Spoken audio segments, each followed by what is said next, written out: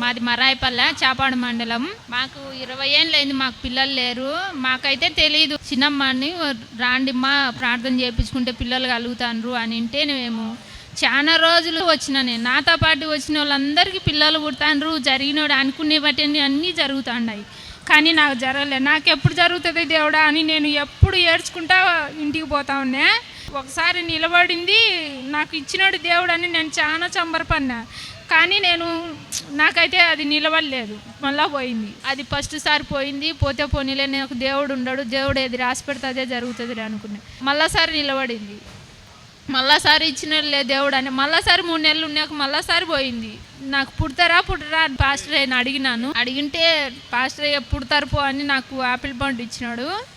ఆ నెలలోనే నేను నిలబడింది. నాకు పాప పుట్టింది. మాకు పెళ్ళి 20 ఏళ్ళు. 20 ఏళ్ళకు నాకు పాప. దేవునికి వందనాలు. ఇసాక పాస్టర్ అయ్యకు వందనాలు.